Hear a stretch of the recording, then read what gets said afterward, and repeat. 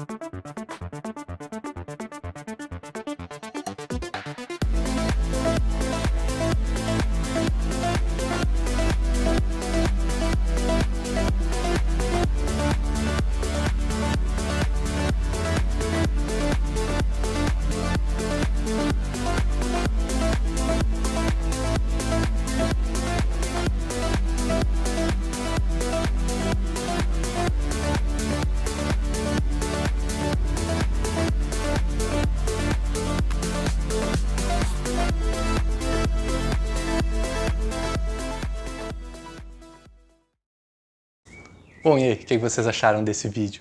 Como vocês podem imaginar, tudo que a gente vai fazer nesse carro vai ser bem detalhado, como os outros vídeos que a gente tem aqui no canal. É um carro novo, eu nunca mexi em Palio, esse é um Palio Fire 2001, só gasolina, né? O mais econômico que tem realmente. E agora eu deixo eu falar para vocês aí sobre como vocês podem fazer para conseguir ter a série completa liberada. São 22 episódios, alguns deles 12 minutos, alguns deles meia hora, como é de se imaginar, né? E para isso, vai ser bem simples. Pelo menos essa camiseta aqui. Quem comprar essa camiseta vai ter o acesso liberado à série completa. Depois que comprar a camiseta lá, eu vou mandar o link que vai ter todos os vídeos para conseguir assistir, quantas vezes quiser, enfim, né? Junto com a camiseta vai um conjunto de adesivos também, aqueles adesivos só do PG, que nem eu tenho nos meus carros aqui no vidro de trás, vou mandar junto também. O link da camiseta vai estar aqui na descrição desse anúncio, para que vocês possam dar uma olhada. O preço vai ser R$50. E vocês podem olhar ali o preço já do frete também, simular direto pelo Mercado Livre. Vocês vão poder ver que o link aí abre o Mercado Shops, que é uma opção lá no Mercado Livre. Eu fiz dessa forma para que não tenha que pagar realmente comissão para o Mercado Livre e colocar isso em cima da camiseta. E ali vocês conseguem fazer toda a simulação do frete, pagar por Pix, boleto, cartão, como for o caso, como ficar melhor aí para vocês também. E tem mais uma coisa, além dessa camiseta preta aqui, a gente tem a camiseta série especial cor vinho, que não poderia deixar de ser, né? Combina aí com o carro, essa cor diferente que ele tem mesmo, mas que bem polidinho.